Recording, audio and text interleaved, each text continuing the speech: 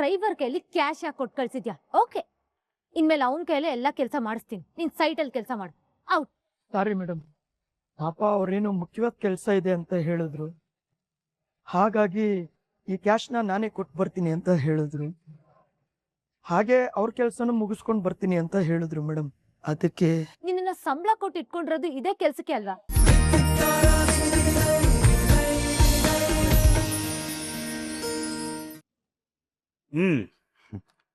Thank you so much Vasanna.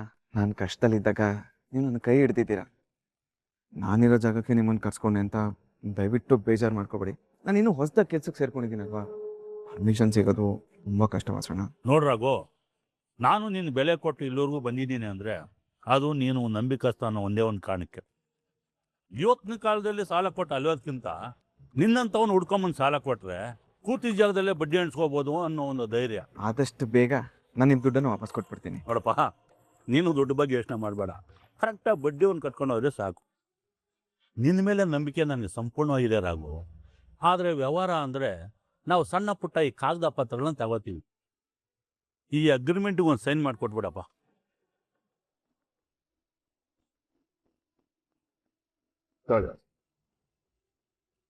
Raghu, ಇದರಲ್ಲಿ 2 ಲಕ್ಷ ಇದೆ, ನೀನು ಒಂದ್ಸಲ ಎಣಿಸ್ಕೊಂಬಿಡು.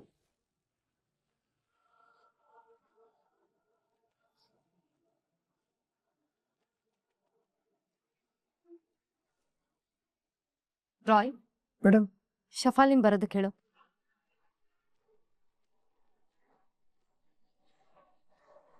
ಶಫಾಲಿ. Yes madam. ಹೊಸ ಕಾಂಟ್ರಾಕ್ಟ್ ಬಿಲ್ಡಿಂಗ್ ವರ್ಕರ್ಸ್ಗೆ ಪೇಮೆಂಟ್ ಆಗ್ಬೇಕು, ಅಮೌಂಟ್ ಕಳ್ಸ್ಕೊಡು ಅಂತ ಹೇಳಿದ್ನಲ್ಲ. ಹಾ ಮೇಡಮ್, ಕ್ಯಾಶ್ ರೆಡಿ ಇದೆ. ಸರಿ, ಕಾಂಟ್ರಾಕ್ಟರ್ಗೆ ಅದನ್ನ ಕಳಿಸ್ಬಿಡಿ. Okay madam. ನನಗ್ ಒಂದ್ ಅರ್ಥ ಆಗ್ತಿಲ್ಲ, ಡಿಜಿಟಲ್ ಪೇಮೆಂಟ್ ಸಿಸ್ಟಮ್ ಇಷ್ಟೆಲ್ಲ ಮುಂದುವರೆದಿದ್ರು ಈ ಕಾಂಟ್ರಾಕ್ಟರ್ಸ್ ಯಾಕೆ ಕ್ಯಾಶ್ ಪೇಮೆಂಟ್ ಕೇಳ್ತಾರೆ? ವರ್ಕರ್ಸ್ ಅಕೌಂಟ್ಗೆನೆ ಅಮೌಂಟ್ ಡೈರೆಕ್ಟ್ ಕ್ರೆಡಿಟ್ ಮಾಡ್ಬೋದು ತಾನೆ? ನೀವು ಹೇಳ್ತಿರೋದು ಕರೆಕ್ಟ್ ಮೇಡಮ್. ಆದ್ರೆ ಈ ಸಾಮಾನ್ಯವಾಗಿ ಕಟ್ಟಡ ಕೆಲಸ ಮಾಡೋರೆಲ್ಲ ವಲಸೆ ಕಾರ್ಮಿಕರಾಗಿರ್ತಾರೆ. ಅವ್ರು ಈ ಸೋಷಿಯಲ್ ಮೀಡಿಯಾ ಅಕೌಂಟ್ನ ಇಂಟ್ರೆಸ್ಟ್ ಆಗಿ ಮೇಂಟೈನ್ ಮಾಡ್ದಂಗೆ ಬ್ಯಾಂಕ್ ಅಕೌಂಟ್ನ ಮೇಂಟೈನ್ ಮಾಡಲ್ಲ. ಹಾಗಾಗಿ ಅವ್ರಗಳಿಗೆಲ್ಲ ಕ್ಯಾಶ್ ಪೇಮೆಂಟ್ನೇ ಜಾಸ್ತಿ ಮಾಡೋದು ಮೇಡಮ್. ರಾಯ್, ಒಂದ್ ಕೆಲ್ಸ ಮಾಡಿ, ನೆಕ್ಸ್ಟ್ ಮಂತ್ ನಮ್ ಬಿಲ್ಡಿಂಗ್ ವರ್ಕರ್ಸ್ಗೆಲ್ಲ ಕಂಪನಿ ಕಡೆಯಿಂದಾನೇ ಅಕೌಂಟ್ ಓಪನ್ ಮಾಡಿ ಅಕೌಂಟ್ ಥ್ರೂನೇ ಪೇಮೆಂಟ್ ಆಗ್ಬೇಕು. ಓಕೆ ಮೇಡಮ್, ಅದನ್ನ ಇವತ್ತಿಂದನೇ ಶುರು ಮಾಡಿ.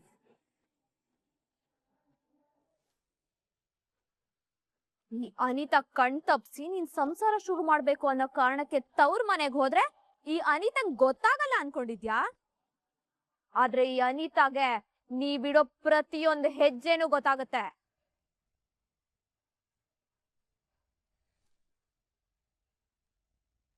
ನೀನಾ ಮಿತು?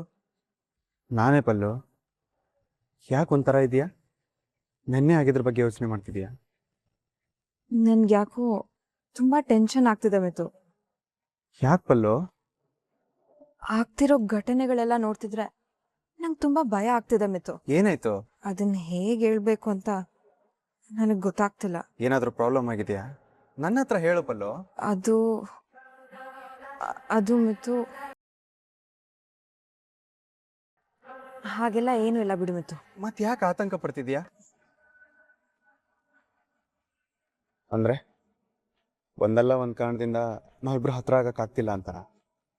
ಅಡೆತಡೆಗಳು ಬರ್ಬೋದಷ್ಟೆ, ಆದ್ರೆ ನಮ್ಮಿಬ್ಬರನ್ನ ದೂರ ಮಾಡೋದಕ್ಕೆ ಯಾರಿಂದನೂ ಸಾಧ್ಯ ಇಲ್ಲ. ಅದ್ ನನ್ಗೂ ಗೊತ್ತು ಮಿತು, ಆದ್ರೆ ನೆನ್ನೆ ಆಗಿರೋ ಘಟನೆಯಿಂದ ನಿನ್ ಮನ್ಸಿಗೆ ಎಷ್ಟು ನೋವಾಗಿರ್ಬೋದು ಅಂತ ನನಗೆ ಗೊತ್ತು ಪಲ್ಲು. ಡೋಂಟ್ ವರಿ, ಇವಾಗ ಅಪ್ಪ ಹುಷಾರಾಗಿದ್ದಾರೆ, ಇವಾಗ ಏನು ತೊಂದರೆ ಇಲ್ಲ. ಆದ್ರೂ ಮಿತು, ಸಂಸಾರ ಶುರು ಆಗ್ಲಿಲ್ಲ, ಅದು ಈ ಮನೇಲಿ ಸಾಧ್ಯ ಇಲ್ಲ ಅಂತ ನಿನಗೂ ಗೊತ್ತು. ಅದಕ್ಕೆ ಬೇರೆ ಒಂದು ಪ್ಲಾನ್ ಮಾಡಿದ್ದೀನಿ ಪಲ್ಲು. ಆ ವಿಷಯನ ಆಲ್ರೆಡಿ ಅಪ್ಪ ಅಮ್ಮನ ಜೊತೆ ಮಾತಾಡಿದ್ದೀನಿ. ಹೌದಾ? ಬೇರೆ ಏನ್ ಪ್ಲಾನ್ ಮಾಡಿದ್ಯಾ ಮಿತು? ಮುಂದಿನ ವಾರ ಕಂಪ್ನಿ ಮೀಟಿಂಗ್ ಇದೆ ಅಂತ ಅನಿತಾಗಿ ಇವತ್ತಿಂದಾನೇ ಹೇಳ್ತೀನಿ. ಆ ಟೈಮಲ್ಲಿ ನೀನು ನಿನ್ನ ತವ್ರ ಮನೆಗೆ ಹೋಗಿರು. ನಾನು ಅಲ್ಲಿಗೆ ಬಂದು ನಿನ್ನ ಡೈರೆಕ್ಟಾಗಿ ಗೋವಾ ಕರ್ಕೊಂಡು ಹೋಗ್ತೀನಿ. ಅಲ್ಲಾದ್ರೂ ನಾವಿಬ್ರು ನೆಮ್ಮದಿಯಾಗಿ ಖುಷಿಯಾಗಿದ್ದು ಬರೋಣ. ಇದೆಲ್ಲ ಆಗುತ್ತಾ ಮಿತು? ಯಾವಾಗ ನಮ್ಮಿಬ್ರು ಮನಸ್ಸು ಒಂದಾಗೋಯ್ತೋ ಆಗ್ಲೇ ನಾವಿಬ್ರು ಒಬ್ರಾಗೋಗಿದ್ದೀವಿ. ಜಾಸ್ತಿ ತಲೆ ಕೆಡ್ಸ್ಕೋಬೇಡ. ನೆಕ್ಸ್ಟ್ ವೀಕ್ ಗೋವಾಗೆ ಹೋಗೋದಕ್ಕೆ ರೆಡಿ ಆಗಿರು. ಓಕೆ ಮಿತು. ಈ ನಿನ್ ತಂಗಿ ದುಃಖಕ್ಕಿಂತ ನಿನ್ಗೆ ನಿನ್ ಸಂತೋಷನೇ ಮುಖ್ಯ ಅಲ್ವಾ ಅಣ್ಣ? ನನ್ ಡಿಸ್ಟರ್ಬೆನ್ಸ್ ಇಲ್ದಾಗೆ ಖುಷಿಯಾಗಿ ಹನಿಮೂನ್ ಮಾಡ್ಕೊಳ್ಳೋದಕ್ಕೆ ಈ ಅನಿತಾನ ದಾಟಿ ಗೋವಾಗ್ ಹೋಗ್ತ್ಯಾ? ಅದ್ ಹೇಗ್ ಹೋಗ್ತ್ಯಾ ನಾನು ನೋಡ್ತೀನಿ.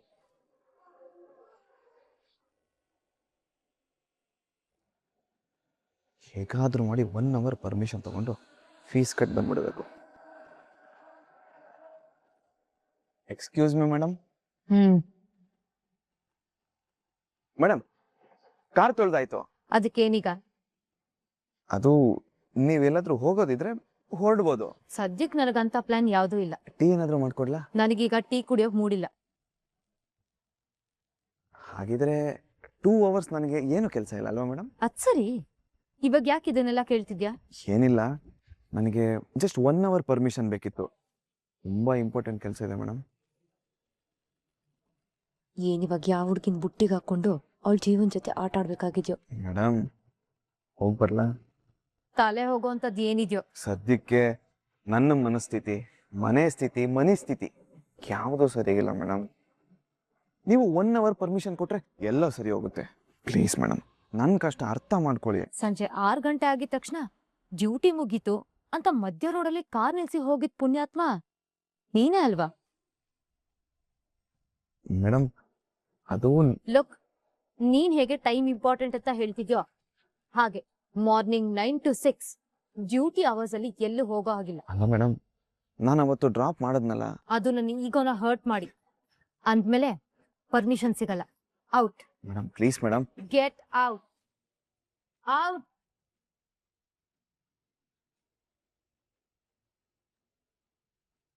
ಸರ್, ಅವ್ರು ಪರ್ಮಿಷನ್ ಕೊಡಲ್ಲ ಅಂತ ನಾನು ಅಷ್ಟು ಹೇಳಿದ್ರು ನೀವು ಕೇಳಲಿಲ್ಲ. ಇವಾಗ ನೋಡಿದ್ರಾ? ಸರ್, ಒಂದು ಕೆಲಸ ಮಾಡಲಾ? ನಾನೇ ಕೊಟ್ಟು ಬರಲ್ಲ?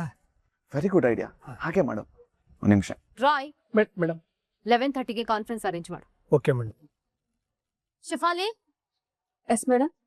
ಅಮೌಂಟ್ ಬೇಗ ಕಳ್ಸ್ಕೊಡು. ಏನ್ ಸರ್, ನಾನು ಹೋಗಿ ಕೊಟ್ಟು ಬರೋಣ ಅಂದ್ರೆ ಮೇಡಮ್ ಬಂದು ಇನ್ನೊಂದು ತಾಪತ್ರೆಯ ತಂದಿಟ್ರು. ಈಗ ಕಾನ್ಫರೆನ್ಸ್ ಶುರುವಾದ್ರೆ ಮುಗಿಯಕ್ಕೆ ಎಷ್ಟು ಟೈಮ್ ಆಗುತ್ತೋ ಏನೋ. ಬಾಯ್, ನೀನು ಹೋಗಿ ಕಾನ್ಫರೆನ್ಸ್ ಅರೇಂಜ್ ಮಾಡು. ನೋಡೋಣ ಏನು ಮಾಡಬೇಕು ಅಂತ ನಾನು ಯೋಚನೆ ಮಾಡ್ತೀನಿ. ರಾಜಣ್ಣ, ಈ ಕ್ಯಾಶ್ನ ಹೊಸ ಕನ್ಸ್ಟ್ರಕ್ಷನ್ ನೋಡ್ಕೋತಿದಾರಲ್ಲ ಆ ಕಾಂಟ್ರಾಕ್ಟ್ಗೆ ಕೊಟ್ಬಿಡಿ. Okay madam. ಇದೊಂದು ಸಿಗ್ನೇಚರ್ ಹಾಕ್ತೀನಿ.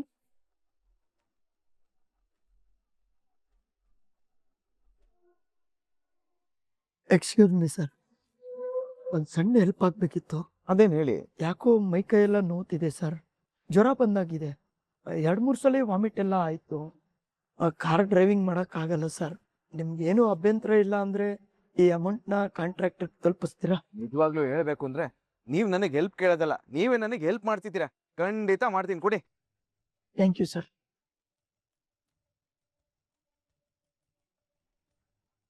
ಹೇಳು ಶಫಾಲಿ. ಎಲ್ಲ ನಮ್ ಪ್ಲಾನ್ ಪ್ರಕಾರನೇ ಆಗಿದೆ. ರಾಘವೇಂದ್ರ ಸರ್ ಅಮೌಂಟ್ ತಗೊಂಡು ಹೊರಟಿದ್ದಾರೆ. ಅವನು ಒಬ್ನೇ ಇದಾನ ಅಥವಾ ಜೊತೆಲಿ ಯಾರಾದ್ರೂ ಇದಾರ? ಒಬ್ರೇ ಇದ್ದಾರೆ ಮೇಡಮ್. Good job Shafali. ನೋಡು, ಹೀಗೆ ನಾನು ಹೇಳೋದನ್ನ ಕರೆಕ್ಟಾಗಿ ಕೇಳ್ಕೊಂಡಿರು. ನಿನ್ನ ಇನ್ನ ಒಳ್ಳೆ ಪೊಸಿಷನ್ ಅಲ್ಲಿ ಕರ್ಕೊಂಡೋಗಿ ಕೂರಿಸ್ತೇನೆ. Thank you madam. ಏನೇ ಇದ್ರು ನನಗೆ ಅಪ್ಡೇಟ್ ಮಾಡ್ತಾರೆ. ಓಕೆ? Okay madam.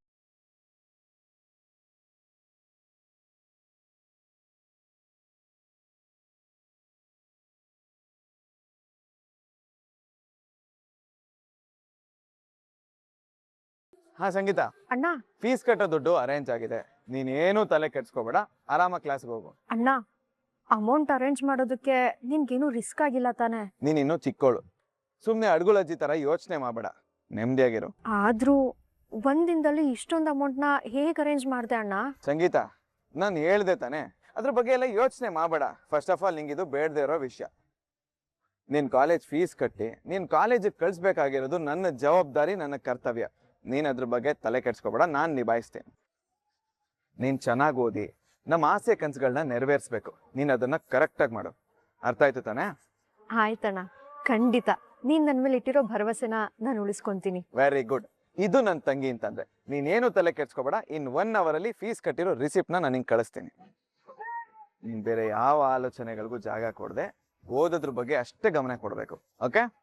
ಸರಿ ಅಣ್ಣ. ಸರಿ ಸಂಗೀತ, ಹುಷಾರು. ಒಳ್ಳೆ ಹುಡುಗಿ, ಎಲ್ಲಾದ್ರ ಬಗ್ಗೆನೂ ಯೋಚನೆ ಮಾಡ್ತಾರೆ.